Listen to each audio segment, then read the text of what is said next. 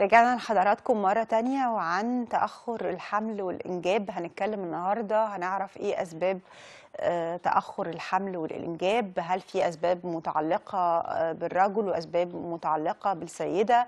إزاي بيتم التشخيص؟ إزاي بيتم العلاج؟ إمتى بنلجأ لوسائل الإخصاب المساعدة؟ وإمتى أصلا نقول على الزوجين إن هما بيعانوا من مشكلة تأخر الحمل؟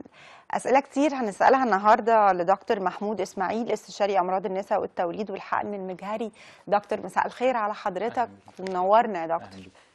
هبدأ بالسؤال يا دكتور التقليدي، بس هو الحقيقة مهم جدا السؤال ده، ان احنا نقوله لكل اتنين متجوزين حديثا، لأنه بيبقوا بطبيعة الحال مستعجلين، خايفين، قلقانين، متوترين، الناس اللي حواليهم بتسألهم طول الوقت، فبيبقى عليهم ستريس قوي جدا.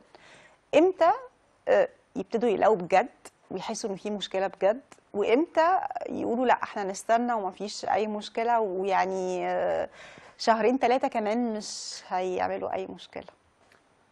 تمام. موضوع الحمل هو ربنا جعل الزواج عشان الحياه تستمر فيه.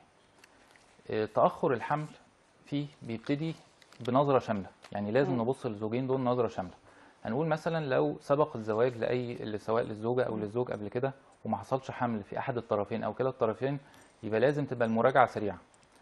تاخر الحمل الاول هو عدم حدوث حمل بعد سنه من انتظام العلاقه الزوجيه وتواجد الزوجين مع بعض. يعني لو في مثلا واحده متجوزه بقى لها سنه وجوزها بيسافر في الخارج مثلا وبيقعد شهرين كل سنه او سنه ونص، وهم متجوزين بقى لهم سنتين، يبقى ده ما اسموش تاخر حمل، لان هو الشرط بتاعه نفسه لان هو مش موجود بالظبط. يبقى لازم يتوفر سنه، يبقى خدوا في السنه دي 12 فرصه للحمل، وفي ال 12 فرصه ما حصلش حمل. بنسبه تقريبا 80% من الازواج اللي بينتظموا بيحصل حمل غالبا اول سنه. ال 20% بقى الباقي دول اللي بيبقى فيهم المشكله بعد كده. لو في اي مشاكل قبل كده معروفه عند الزوج او الزوجه، يبتدوا يسعوا في الحمل بعد 6 شهور. يعني سيده عملت عمليات في البطن او اكياس على المبيض، او الراجل كان عنده دوالي او اي مشاكل في السائل المنوي، يبقى لازم يسعوا بعد 6 شهور، ما يقعدوش سنه، لان ال6 شهور التانيين يؤدوا الى تاخير الفرصه اكتر. يبقى اللي داخل الزيجه دي وعارف انه بيعاني من مشاكل لازم مسبقه لازم ما يستناش السنه دي، ولكن يستنى 6 شهور فقط. بيبتدي بعد 6 شهور يسعى. طيب، حضرتك قلت اكتر من حاجه ولكن ما ذكرتش سن الزوج والزوجه. هل هو برضو عامل من العوامل اللي ممكن تؤدي لتاخر الحمل، وان هم كمان مش لازم يستنوا السنه دي ويلجأوا لوسائل الاخصاب المساعده؟ طبعا السن احد العوامل الهامه جدا لحدوث الحمل. طبعا السن يفرق قوي مع الزوجه اكتر من الزوج. تغير قوه المبيض بتاع اي سيده بيبقى اقوى مستوى بتاعه من 20 ل 25 سنه. بعد كده كل ما السن يكبر كل ما فرصه الحمل بتقل. من 20 ل 25 سنه؟ من 20 ل 25 دي اعلى فرصه. قدامها 5 سنين فقط؟ لا مش قدامها، كفرصه هايله يعني. لا كيرف بيقل لكن مش بينعدم، يعني مش 25 ينعدم، لا هو من 20 الى 40 سنه. طب بس كويس ان احنا نوضح المعلومه دي، لانه بقى في عدد كبير جدا من البنات بتتجوز فوق سن ال40. بالظبط كده. علشان كده السيدات اللي بتتجوز متاخر مش هقول لها برضو اقعدي سنه، ايوه هقول لها اقعدي 6 شهور وابتدي اسعي في الحمل. ما ينفعش نقعد سنه. جوده البويضات بتقل مع زياده السن، ونسبه حدوث السقط او تشوه جنين بتزيد مع السن. يبقى ربنا جعل سن الحمل والولاده من 20 ل 30، ده افضل عمر في عمر السيده. الظروف اللي بيتعرض ليها الناس كلها دلوقتي، التلوث الجو والاكل الفاست فود والجانك فود، الكلام ده كله بيؤدي الى اضرار بالزوجين، سواء بالحيوانات المنويه او السائل المنوي، او سواء بجوده البويضات وانتظام الدوره الشهريه. وطبعا المشكله المشهوره اللي موجوده تقريبا في كل البيوت هي موضوع تكيس المبيض. يعني ما فيش سيده راحت منتشره جدا فعلا بالزبط. حقيقي. ايه اللي خلى الموضوع ده يطلع السنين اللي احنا فيها وما كانش موجود من زمان؟ اللايف ستايل. ان النمط الحياه بتاع الناس دلوقتي بقى اكثر كسلا، والحركه قلت، الاكل الفريش نفسه قل. هو ده اللي ادى الى لخبطه التبويض عند اغلب السيدات. وعشان كده ممكن تلاقي المشكلة دي ما هياش موجودة يعني بشكل كبير في الأماكن الريفية في الريف مثلا. طبعا بالظبط. في الريف هنلاقي ان السيدات بتتجوز بدري، سن الزواج مبكر شويه عن الحضر. وبنلاقي ان السيدات ما بتمنعش حمل، يعني في المناطق الحضر ممكن الست بعد الجواز تمنع الحمل سنه، لكن في الريف الكلام ده ما بيحصلش. ده كله والنمط الحياه طبعا، اكل الخضار والحركه والنشاط والميه صحيح. والمشي والكلام ده كله بيفرق كتير في فرصه الحمل. طيب دكتور، حضرتك جبت السيرة وأنا هسألك بقى، لأنه كتير جدا في حديث داير كده على السوشيال ميديا يخص جودة البويضات. يعني ايه جودة البويضات؟ يعني دايما يتكلموا الاكل ده بيزود جودة البويضات، الاكل ده بيضر بصحة البويضات، واحنا يعني مش فاهمين كناس عاديين، ما احناش طيب دكاترة. احنا هنرجع قبل كده خطوه نتكلم عن ازاي بيحصل الحمل. البويضه دي هي جزء من مشوار، فعايز اتكلم على المشوار كله سريعا.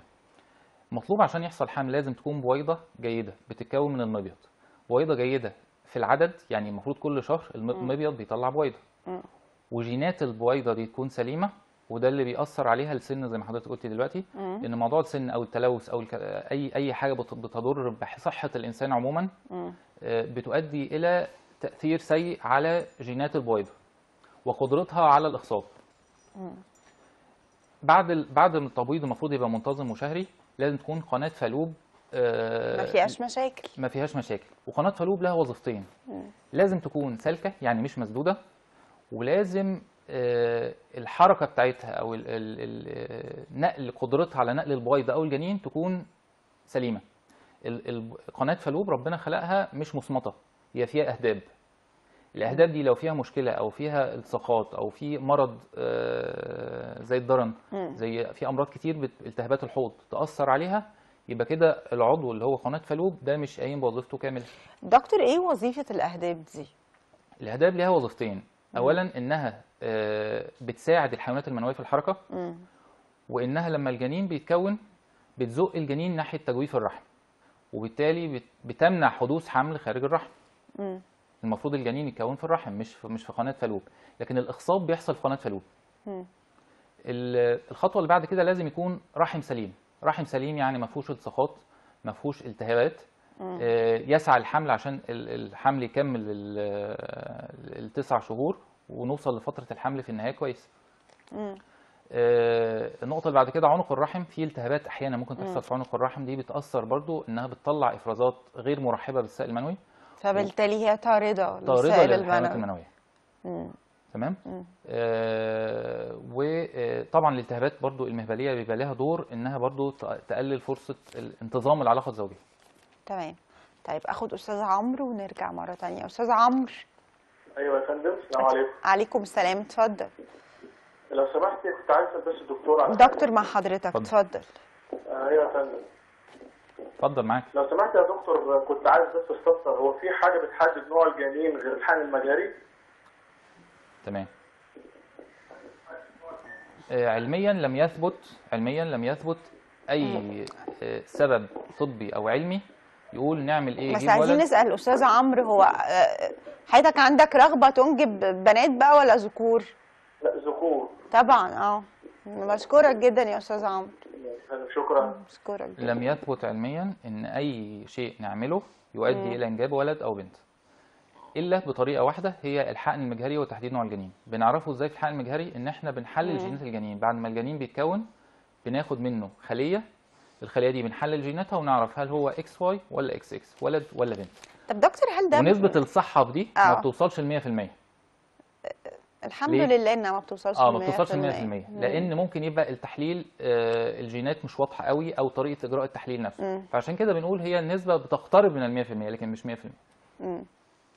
كويس. كتير من الناس بتختار يعني تلجأ لاختيار جنس المولود. طبعا كتير من الناس. وخصوصا حاليا، يعني كان قبل كده بعد مثلا هنقول فرضا لو ربنا رزقه ببنات، يبقى بعد 3 بنات يبتدي يفكر في الولد كالرابع. لكن دلوقتي الموضوع بقى ممكن بعد بنت يفكر في ولد. يعني انا شخصيا ما بشوفش ان في يعني فرق ما بين البنت والولد، بس انا مفيش فرق طبعا، لكن هي اراء مجتمع. حقيقي يعني احنا كمجتمع شرقي صح. بنميل اكتر لانجاب الذكور حقيقي عن البنات. تمام.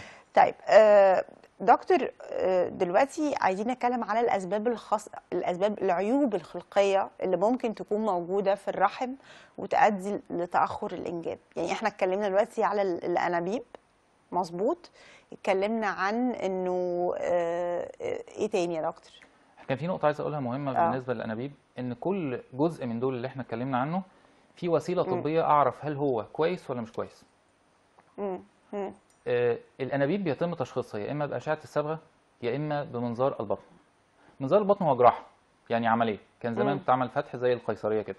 لكن طبعا التقدم خلى منظار البطن عبارة عن 3 أخرام في البطن، وبنخش نشوف فيهم الأنابيب وإنها بتطلع صبغة مش مسدودة الكلام. والحاجة التانية اللي أسيء فهمها طبيا وسط الناس هي أشعة الصبغة على الرحم. أشعة الصبغة الناس كلها، كل السيدات بتخاف منها. أنا عايزة أتكلم على أشعة الصبغة على الرحم دي بشكل تفصيلي شوية، بس معانا أستاذ رجب ونرجع نتكلم لأن أنا عندي سؤال يخص أشعة الصبغة.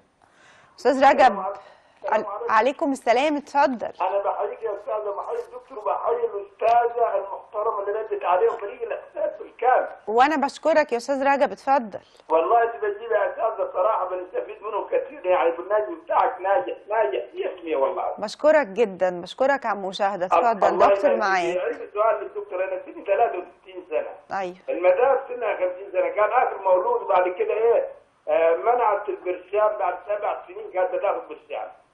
بعد 7 سنين منعت البرشام، بعد 7 شهور حملت والدكتور قال لها حامل، بعد 3 شهور بالظبط قال لها طلع الحمل وهم، ما عرفتش ايه حمل وهم دي.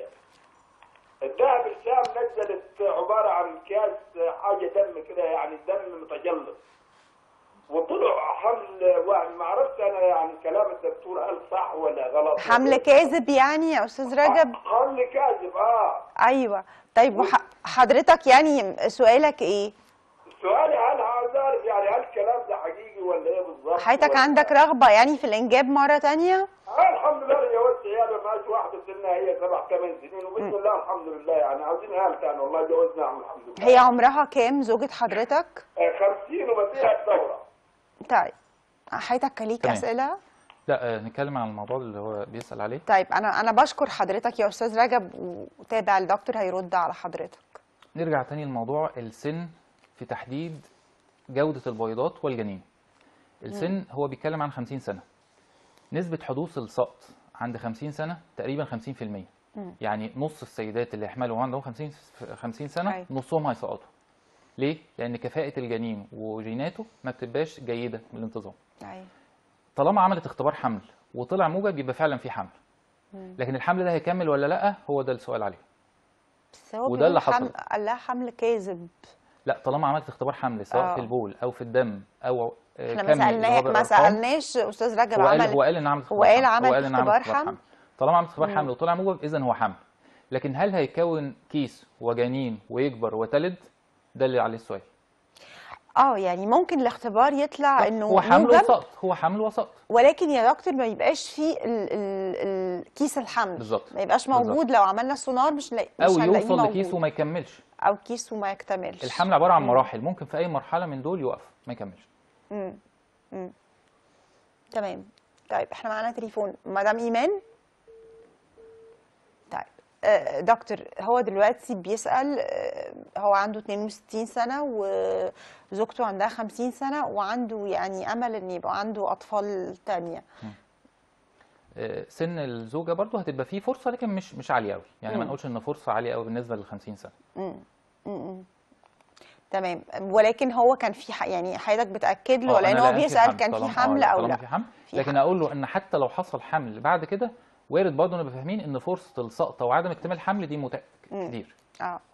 يعني هتبقى موجوده بالظبط. طيب دكتور، هنرجع مره ثانيه للاشعه بالصبغه، وانا كان عندي سؤال يخص الاشعه دي، لانه كتير جدا من السيدات تقول حاجه غريبه قوي، تقول انا ما كنتش بخلف وكان عندي تاخر في الحمل، واول ما عملت الاشعه بالصبغه دي حضرتك بتسمع طبعا. الكلام ده؟ طبعا.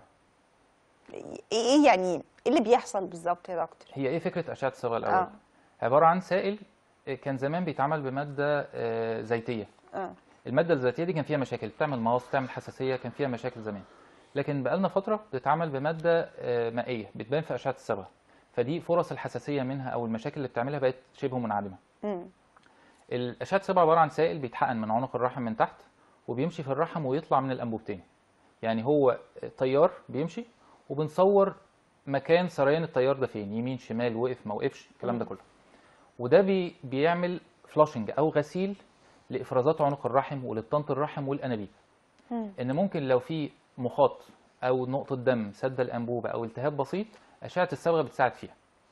يعني هي اللي بتفتح الالتصاقات بالظبط اللي كده، ممكن بالظبط. تكون موجوده بالظبط. ومنع لو الحمل. في حاجات بسيطه هي طبعا بتعالج، بتشخص فالسيده وتعالج. تربط ما بين تربط ما الاشعه بين. بالصبغه وحدوث بالظبط. الحمل، فتتخيل ان هي السبب. بالظبط.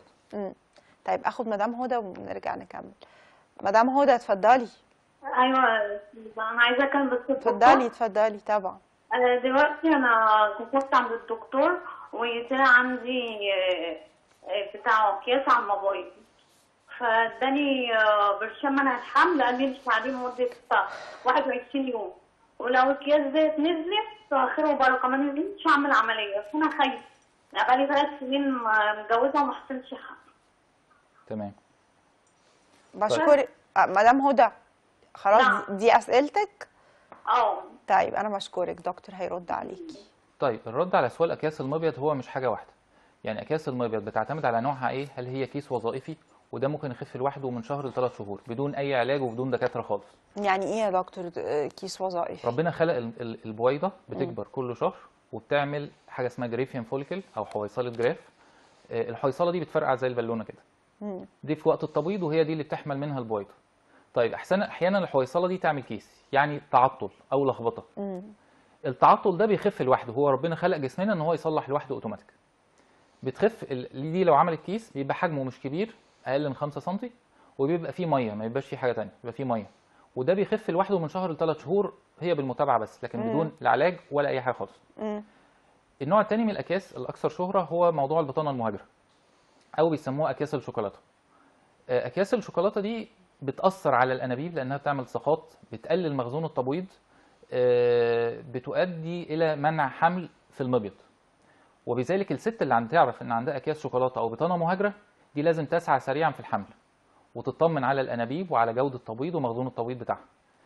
دي لازم تسعى بشكل سريع بشكل للحمل اسرع، لانه هيبقى عندها مشكله كل ما تتقدم في العمر بالزبط. اكتر من السيده ان العاديه. الاكياس دي بتكبر وتؤدي الى اذيه المبيض اكتر. ولكن يا دكتور دايما بنسمع ان بطانه الرحم المهاجره دي مشكله صعبه جدا وليها اعراض كتير قوي وبيصعب حلها في كتير من الاحيان. بطانه الرحم المهاجره مشكلته ان هو مرض غير معلوم السبب، يعني اي حاجه في الطب لما بنعرف سببها بنعالجها. لكن هو ايه اللي يخلي خليه المبيض تغير تفكيرها وتربيتها وتتحول لخليه رحم او بطانه رحم؟ ده اللي مش مفهوم لحد دلوقتي. لكن احنا كاطباء بنتعامل مع الموضوع زي ما هو. هل هي مشكله ليها علاقه بالمناعه؟ لها دور مناعي، لها تفسير مناعي طبعا، لكن برضو ما فيش حاجه قالت علاجها كذا، ما فيش ابحاث علميه قالت علاج الموضوع كذا. العلاج ما هوش يعني، وبالتالي كل سيده بيبقى لها علاج. يعني بالزبط. لو سيده بتشتكي من الالم ده له علاج جراحه، لو بتشتكي عشان تاخر الحمل ده له علاج تاني. كل سيده وزوجين بيبقى لهم تركيبه في علاج بقصد ان العلاج ما هوش علاج واحد كل السيدات هتاخده وتمشي عليه، ولكن خالص. كل سيده بيتفصل لها نوعيه العلاج المتماشيه مع حالتها، من اول مسكنات بسيطه واعراضها الى عمليه واستئصال الكيس او استئصال المرض. صحيح. طيب مدام حنان. الو. ايوه مدام حنان اتفضلي. الو السلام عليكم. عليكم السلام اتفضلي. ممكن اكلم الدكتور بعد اذنك؟ اتفضلي. ازي حضرتك يا دكتور؟ اهلا بيك. انا معلش كنت عايزه استفسر عن حاجه كده بعد اذنك. انا عارفه ان حضرتك ما شاء الله متميز جدا في موضوع المناظير والحقن المجهري، سمعت عن حضرتك كتير، بس الحقيقه انا مش فاهمه ايه دور المناظير في تاخر الانجاب وازاي ممكن يساعدني. وعايزه حضرتك كمان يعني تدينا امل ان شاء الله كده للناس اللي هم اتاخروا في الجواز، سن الجواز المتاخر وكده، يعني عايزينك تدينا امل ليهم. يعني لو حد مثلا متاخر شويه قد ايه يا حنان؟ يعني بعد الاربعينات وكده. أيوة. يعني السن ده احنا عايزين نعرف نديهم امل شويه، يعني ايه الامل اللي ممكن نستخدمه ان شاء الله، وربنا طبعا هيوفق في كله. بس وبرضه عايزه اعرف المناظير، يعني انا الحقيقه مش فاهمه يعني ايه مناظير، او ازاي ده ممكن استخدمه في موضوع تاخر الانجاب او كده. وازاي لا انت عارفه مثلا بقى لو يا حد. حنان، عارفه احنا نعم. المفروض نسأل على ايه فيما فوق يعني ال40 والبنت لسه ما اتجوزتش، عن فكرة تجميد البويضات. فعلا فعلا انا ممكن، صح؟ يعني انا الحقيقه بصي الصوره مش واضحه بالنسبه لي قوي، بس انا محتاجه افهم حاجات كتيره. طيب. مثلا لو واحده 45 سنه او 40 سنه او في السن ده تقريبا، عايزين طبعا نديهم امل اول حاجه، والحاجه الثانيه احنا عايزين نعرف، او انا عايزه اعرف المناظير. انا الحقيقه مش فاهمه يعني ايه مناظير، وازاي يكون ليها دور في تاخر الانجاب، وازاي ليها دور بعد الحقن المجهري. يعني لو انا مثلا عملت حقن مجهري وفشل، يعني في ناس بتقول مثلا طب اعملي مناظير. طب المناظير ازاي؟ يعني ايه علاقتها طيب بقى؟ يعني ايه الفرق بينها حنان، وبين الحقن؟ احنا عرفنا كل الأسئلة، ودكتور حالا هيرد عليكي، وانا بشكرك جدا. ميرسي يا فندم، ميرسي يا فندم. دكتور، هي سألت أسئلة مهمة. منظار النساء هو حاجه من اتنين، يا اما منظار بطن يا اما منظار رحم. منظار البطن بالنسبه علاقته بالحقن المجهري ملوش دعوه، ملوش ما علاقة بيفرقش فيه في حاجة. خالص، لا، بالظبط. مش محتاجين منظار البطن في الحقن صحيح. المجهري، الا لو في اكياس على المبيض، او في مشكله الانبوبه مثلا مسدوده من اخرها، والانبوبه تتجمع ميه او صديد، وهنشيل الانبوبه، نعمل استئصال الانبوبه. ومفيش سيده تعمل حقن مجهري والانابيب مسدوده من اخرها الا لازم تستأصل الانبوبه. الاهم من ده بالنسبه لموضوع الحقن، تستأصل أنبوبة. تستأصل الانبوبه لو الانبوبه مقفوله من اخرها. ولو الاثنين مسدودين؟ لو الانبوبه مسدوده من ناحيه الرحم ما فيهاش مشكله خالص، ما تعملش حاجه. لكن لو مسدوده من اخرها من جنب المبيض، يبقى الانبوبه دي تحولت لوعاء بيحوش مواد ضاره للجنين، فلازم تستأصل. يبقى كده الاذى اللي جاي منها اكتر من فايدتها. تمام. بالنسبه بقى للحقن المجهري، الاهم فيه هو موضوع المنظار الرحمي.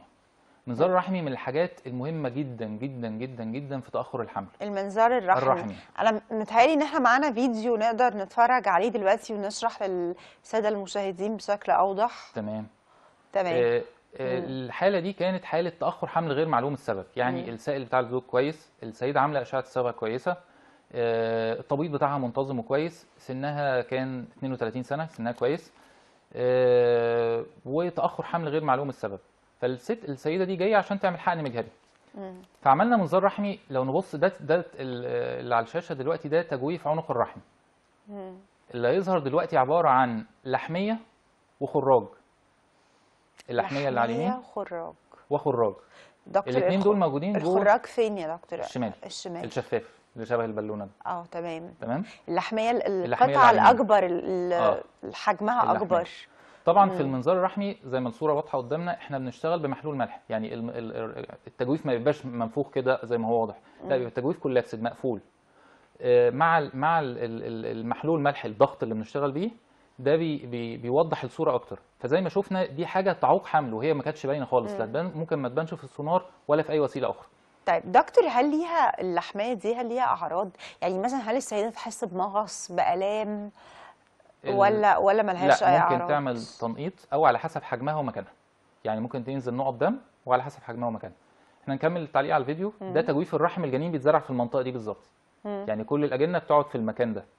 دي فتحه الانبوبه الشمال اللي كانت ظاهره دلوقتي، ودي فتحه الانبوبه اليمين اللي هو الجزء اللي في الاخر خالص الشمال ده. ده تجويف الرحم من جوه. التجويف يبان ان هو كويس، ما فيهوش حاجه خالص، لكن في غشاء بسيط خالص هنلاقيه واضح على فتحه الانبوبه. لما نقرب من الانبوبه دلوقتي هنعرف ان فتحه الانبوبه من جوه فيها غشاء بسيط. الغشاء ده بنفتحه ونشوف ايه اللي هيحصل بعدها. تمام. عشان كده بنقول دور المنظار الرحمي دور هام جدا جدا جدا في تاخر الحمل. المحلول الملح اللي بنشتغل بيه بيخش من جوه الانبوبه، هو ده الغشاء اللي بقول لحضرتك عليه، ان هو في حاجه بسيطه كده قافله الانبوبه، ممبرين، غشاء رفيع قوي. اما نفتح الغشاء ده، ايه اللي ورا الغشاء بقى؟ ايه اللي طلع وراه؟ طلع فيه لحميه جوه الانبوبه، اللي هي الجزء اللي ورا اللي بتتحرك ورا هنا. وده عمرنا ما كنا عمره ما هيبان، هنشوفه عمر ما ده يبان. بالسونار العادي، ظهر ولكن ادي اللحميه، هي دي اللحميه. دكتور سويلي، ده عمرنا ما كنا عمر ما هنشوفه ده يبان. بالسونار عمر ما ده العادي، يبان. ولكن بمنظار البطن باين. دول 2 لحميه هم جنب بعض. تمام. اللحميه دي سمكها قد ايه؟ من ملي ل 2 ملي. يعني ما بتتشافش في السونار، ما بتتشافش في منظار البطن، ما بتتشافش غير بالمنظار الرحمي، لان العدسه بتكبر الصوره جدا. الانبوبه الثانيه نفس الموضوع برضه، عليها برضه ممبرين رفيع جدا، بنفتح الممبرين ده بس نلاقي برضه نفس القصه وراه. الجنين هيعدي ازاي من دي والانبوبه مقفوله؟ كل دي اسباب بتظهر للدكاتره والاطباء كلهم انها تاخر حمل غير معلوم السبب. هو في سبب بس انا او غيري ممكن ما نعرفوش من الاطباء، لكن ما عرفناهوش غير لما عملنا عملنا المنظار ده، أما شفنا الرحمي. دي. دكتور، ده ما يسمى بتثقيب المبيض لا، او احنا ما بنتكلمش تثقيب على المبيض، ده الانابيب. الرحم. احنا كل ده في تجويف الرحم اللي هو المكان اللي بيتزرع فيه الجنين. ايه هو تثقيب المبيض؟ تثقيب المبيض هو احد الحاجات القديمه اللي كان بيستخدم في علاج تكيس المبيض. هو في ناس معاه، يعني في اراء طبيه معاه وفي اراء طبيه ضده. تثقيب المبيض ده كنز لاي سيده. التثقيب يؤدي الى تقليل هرمون بيفقدوا بويضات، بتاذي البويضات، لان هو كوي، هو عباره عن ابره سخنه بيتكوى بيها المبيض. المقصود الغرض بتاعها انها بتقلل معدل هرمون الذكوره وبتحسن جوده التبويض في السيدات اللي عندهم تكيس المبيض، اللي هي المشكله العامه اللي موجوده. لكن في حلول بديله اكثر امانا واسهل وما تعرضش السيده لجراحات. صحيح. طيب، انا متهيالي ان حنان كانت تقصد المنظار الرحمي بقى ودوره في تاخر الحمل بالظبط. مش منظار البطن، الفيديو لان اللي احنا عرضناه حضرتك دلوقتي شرحت انه منظار البطن ملوش دور، ولكن المنظار الرحمي هو اللي ليه دور خاص بتاخر الحمل. منظار البطن له دور في تشخيص عموما، في التشخيص. لكن بالزبط. بالنسبه للحقن المجهري لو ما فيش داعي لمنظار البطن، منظار الرحم هو الاهم. طيب، هي حنان كان ليها يعني مجموعه من الاسئله، سالت سؤال يخص انه لو سيده اتجوزت فوق سن ال40 او ال45 وعندها رغبه في ان هي تنجب، ايه الوسائل المفروض تلجأ لها عشان يعني تساعدها ان هي اكيد ما عندهاش وقت طويل، فتساعدها ان هي تنجب سريعا يعني؟ نرجع للقاعده الاولانيه اللي قلناها، ازاي الحمل بيتكون، اللي قلناها قبل كده. لازم السيده تطمن ان تبويضها منتظم، ان مخزون التبويض عندها كويس، لان على اساس مخزون التبويض هيترتب الجدول الزمني له. هتقعدي سنه، هتقعدي 6 شهور، مش هتقعدي خالص وتسعي من النهارده للحمل. لازم طبعا الزوج يعمل تحليل سائل منوي، خصوصا لما يبقى سن السيده كبير. دور الزوج، ايه علاقته يا دكتور؟ احنا لو قسمنا اجزاء تاخر الحمل هنلاقي ان الزوج كان زمان عليه 30%، حاليا بقى 40%. يعني اكثر من ثلث اسباب تاخر الحمل من الزوج. وبيطلع فيها ان السيده تتعب وتعمل عمليات وكشوفات والمشكله في الزوج مش في الزوج، وفي الاخر ممكن يطلع المشكله من الزوج. النسبه دي كانت وهو رافض بقى يعمل التحليل ولا ايه؟ في ازواج بترفض، في ازواج ما بترفضش. يعني في تفاهم بيخلي الزوج فاهم، الزوجين ماشيين مع بعض، وفي زوج لا بيرفض. تمام. لازم نسرع طبعا في السن ده بتحليل سائل منوي اولا، ثانيا نطمن على التبويض وعلى قناه فالو وعلى الرحم. الرحم بيبان في السونار كتشيك بسيط، بيبان في السونار كويس قوي، السونار المهبلي. ولو الست عملت عمليات قبل كده بنعمل اشعه بالصبغه او منظار بطن، الاثنين زي بعض، كانت اطمئنان على القناه فالوب، ونطمن على جوده التبويض. لو الامور دي كويسه ممكن ننتظر لحد 6 شهور، يعني كل الامور بقت تمام ننتظر لحد 6 شهور. لو الامور بعد كده ما حصلش حمل يبقى يفضل تتوجه للحقن المجهري، يبقى فيه فرصه افضل عشان الوقت ما يسرقش. طيب، اخد ياسمين على التليفون. ياسمين، الو. الو، اتفضلي. لو سمحت انا عايزه اسال الدكتور. انا الدوره بتاعتي بتيجي قبل ميعادها ب7 ايام وبتيجي بألم، مخليها كانت بتيجي في نفس اليوم. الدوره من زمان خالص، يعني من اول ما جاتلك، من وانت بنت من زمان بتيجي بنفس الموضوع؟ يعني الالم ده قبل ميعادها ولا الكلام ده جديد؟ لا، كان بيجي بسيط ودلوقتي بيزيد لدرجه اخر شويه كده كان بيمسك سكتي بينام. طيب، هو لازم طبعا هنعمل سونار نطمن ان مفيش اي مشاكل في المبيض. عملت دكتور، عملت سونار ماشي، وقالت لي مفيش اي مشاكل، بس تعالجي من الاملاح اللي عندي. طيب، في مرض اسمه احتقان ما قبل الطمس، يعني في سيدات احتقان ما قبل الطمس. في سيدات قبل ميعاد الدوره الاسبوع اللي قبل الدوره بيجي لها وجع او احتقان او ممكن يجي باعراض نفسيه او عصبيه او الكلام ده كله. ده معظم السيدات. بالظبط كده. اللي بيزود الموضوع ده، اللي بيزود درجه الاحتقان، هو الحوادق او الملح. يعني السيدات اللي بتاكل ملح كتير في اكلها معرضه للموضوع ده اكتر. فعشان كده لازم اولا زي ما قلنا هنعمل سونار نطمن ان مفيش سبب او شيء عضوي يعمل الوجع. والاسبوع اللي قبل الدوره نتجنب الحوادق او الحاجات المالحه كلها. والنشاط والحركه وشرب الميه كتير ده من الحاجات اللي بتحسن الموضوع جدا. لو ما تحسنش بعد الحاجات دي، في شويه علاجات بسيطه بتحسن الموضوع تمام. تمام.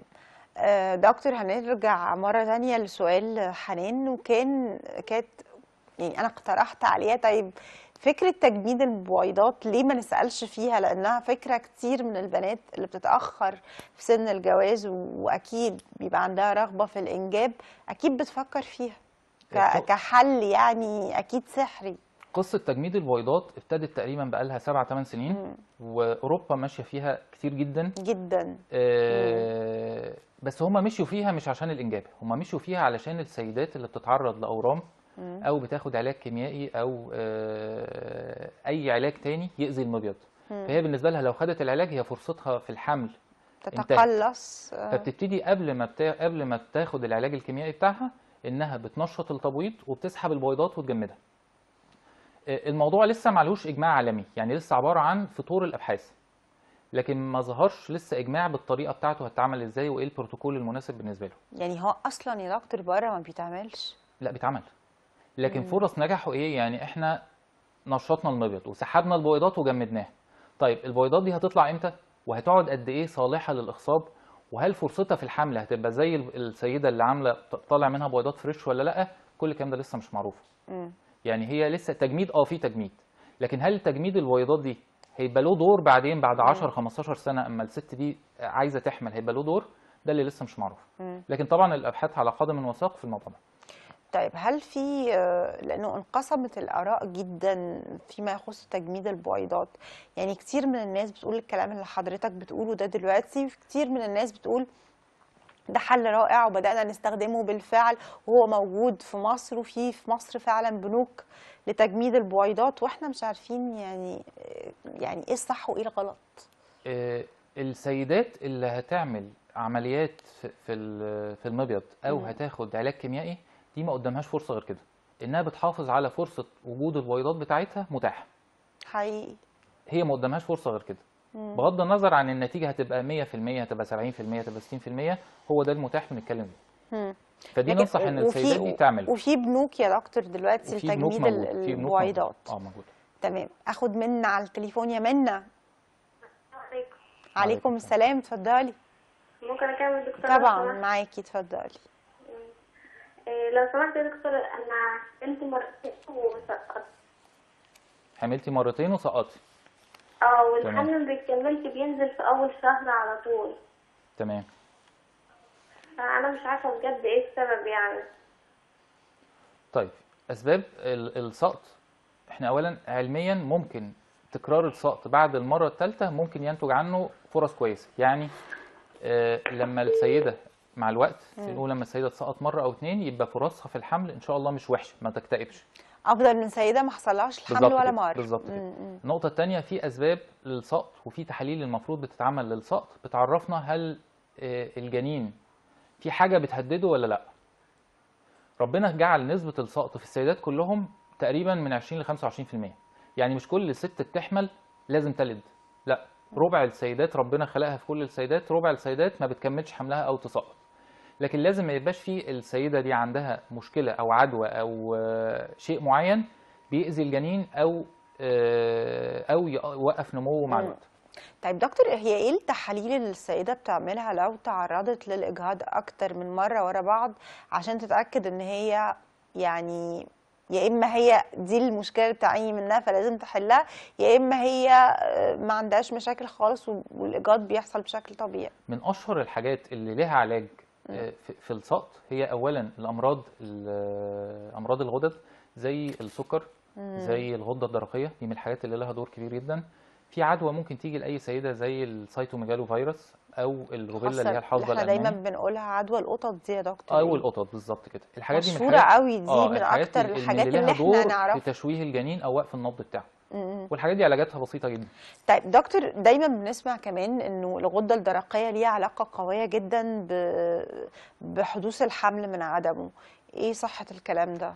الغده الدرقيه هي غده الحرق في الجسم، يعني هي المايسترو بتاع حرق والطاقه في الجسم.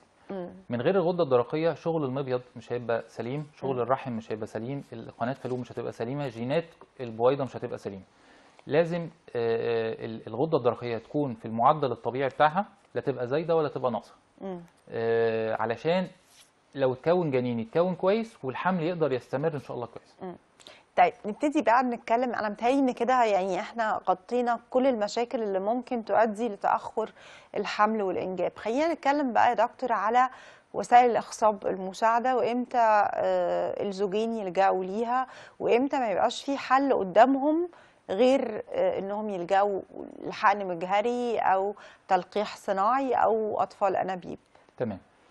أول حاجة بنلجأ ليها في حالات الحقن المجهري مثلا، هو الاشهر اللي الناس كلها عارفاه دلوقتي، ان في تاخر حمل اسمه غير معلوم السبب. ده ما بيعدي سنتين بعد الزواج وكل السائل الزوج كويس والتبيض كويس كل حاجه تمام، ده اسمه تاخر حمل غير معلوم السبب. وده علميا ثبت ان ده يفضل الزوجين دول يسعوا الحقن المجهري. في على حسب كل مشكله في تاخر الحمل يبقى ليه علاج. يعني لو في ضعف بسيط في السائل يفضل نعمل تلقيح صناعي. تلقيح صناعي بيتعمل من 3 ل 6 مرات، بتدي فرصه في الحمل قد الحقن المجهري مره، وتكلفته اقل بكتير من الحقن المجهري. فده يبقى فيه فرصه كويسه، وحالات كتير جدا بتحمل عليه. الحقن المجهري بعد كده نعمله امتى؟ لو قناه فالوب، قناتي فالوب الاثنين مسدودين، او في ضعف في مخزون التبويض وعدد البويضات قليله، او في مشاكل في السائل المنوي ان العدد قليل جدا او الحركه ضعيفه جدا، ده يفضل نعمل حقن مجهري. يعني الاختيار هنا بيرجع لمين؟ كل زوجين لهم تركيبه معينه بننصح بكذا. يعني لو زوجين جم النهارده العياده وقالوا احنا متجوزين بقالنا سنه، هيبقى لهم كلام معين. طب لو الزوجين دول جم بعد 5 سنين وقالوا احنا متجوزين بقالنا 6 سنين، هيبقى لهم كلام مختلف تماما. فعنصر الوقت مهم جدا في اختيار الوسيله ايه، وتركيبه الزوجين والتشيك اللي قلنا عليه في الاول ده كله. طيب لكن ما ينفعش يعني الزوجين يجوا مقررين اللجوء لوسيله معينه، ده ما ينفعش.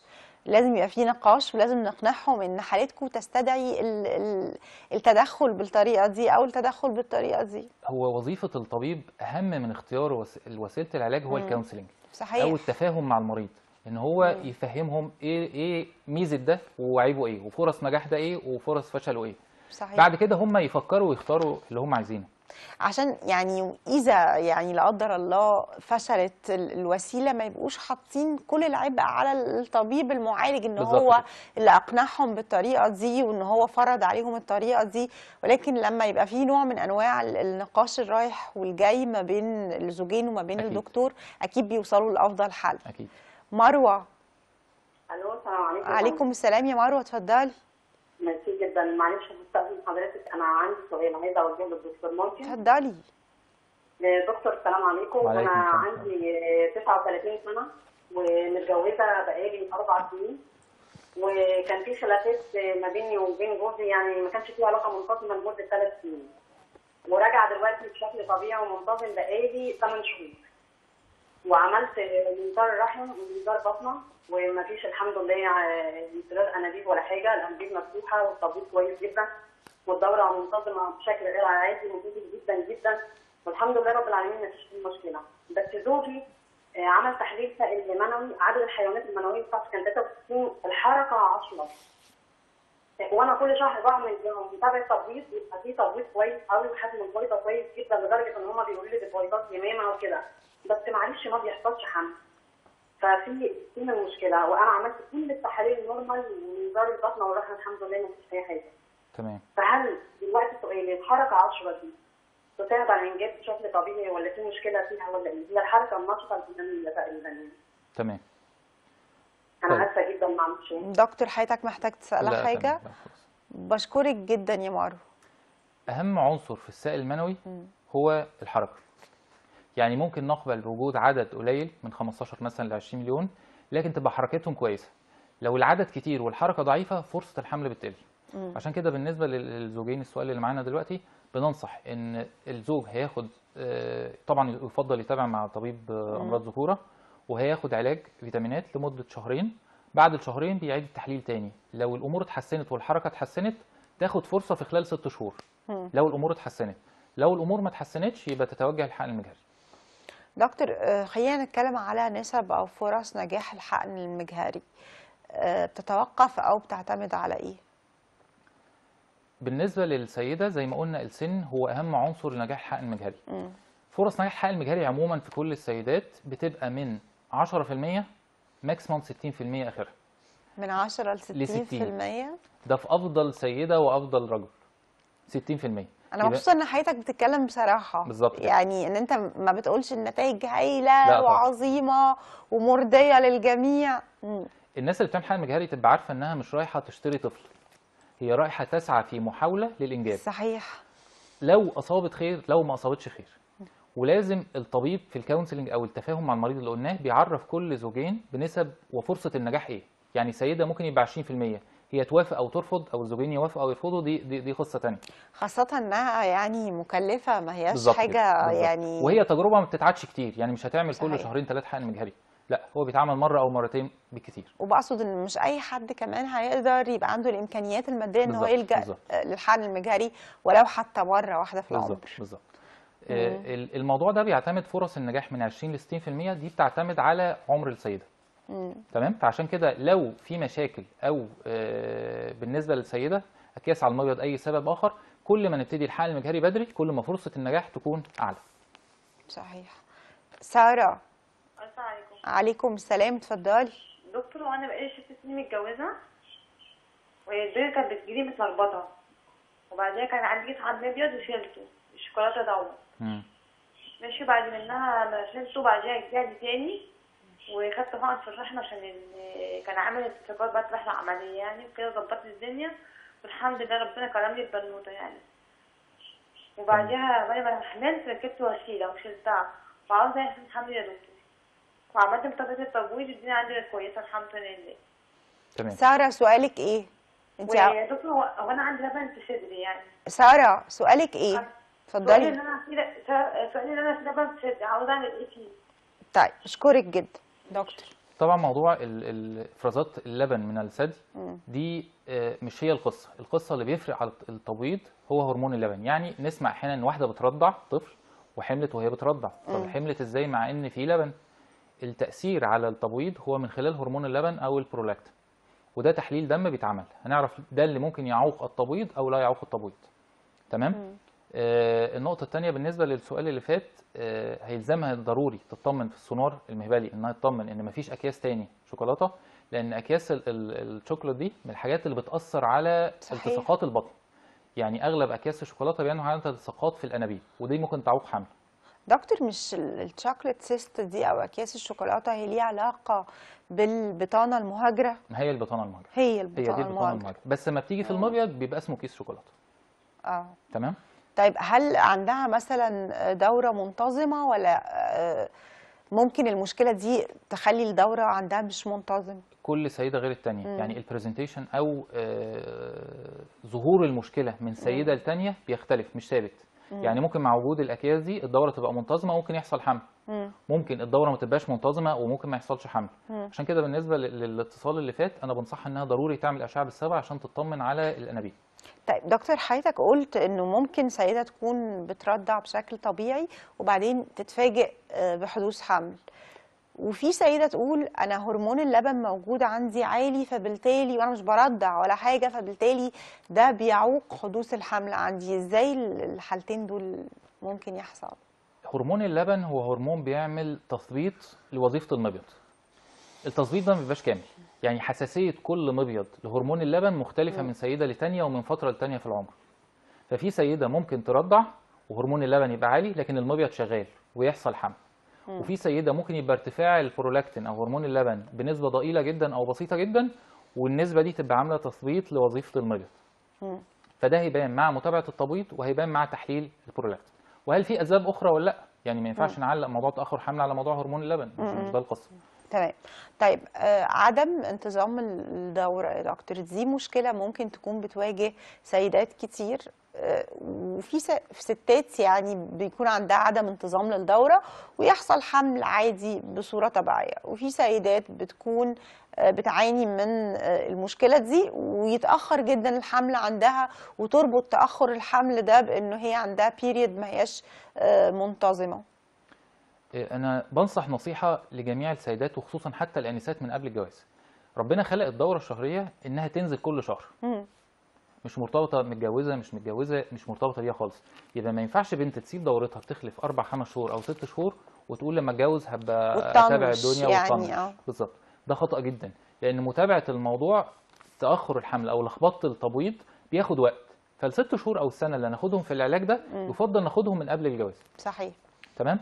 النقطة الثانية متابعة التبويض واستبعاد مرض تكيس المبيض اللي منتشر جدا طبعا دلوقتي، ده ضروري، وده علاجه بتعديل. اهم علاج له هو مش التثقيب المبيض، لا، اللايف ستايل موديفيكيشن اللي هو تعديل نمط الحياه. هتعدلي نمط حياه بالظبط اصح او صحي في خلال 5 ل6 شهور. ممكن الدوره تنتظم لوحدها. نزول الوزن من 5 كيلو ل 10 كيلو لوحده ممكن يكفي في انتظام الدوره وحدوث التبويض. تمام. شيماء، يا شيماء اتفضلي.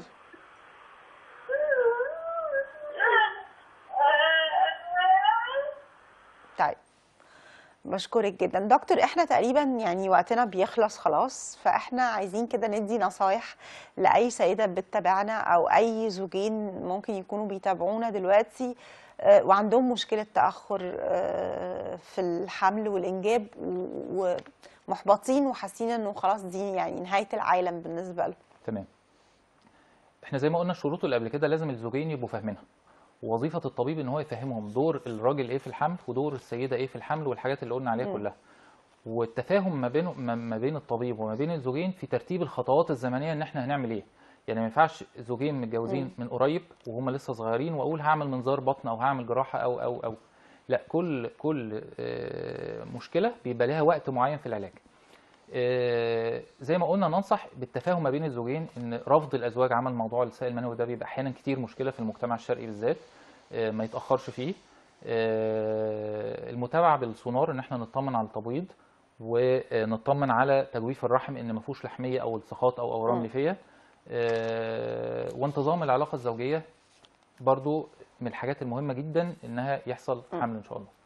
بالنسبه لتحليل الراجل زي ما حضرتك قلت ما يتاخرش فيه وما يحسش ان هي حاجه يعني وصمه عار بالنسبه له، زي ما السيده بتبحث عن الاسباب الخاصه بيها، الراجل كمان المفروض يعني يساعدها ويبحث عن الاسباب. هو تعاون ما بين الزوجين. صحيح.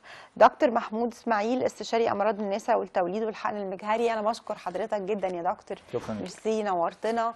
وبشكر كل الناس اللي شافتنا وتابعتنا، كنا مع حضراتكم ساعه على الهوا، بتمنى تكون الحلقه فادت حضراتكم. بكره في نفس الميعاد حلقه جديده وفريق عمل جديد، خليكم دايما على شاشه نايل لايف من 2 ل 3. باي باي.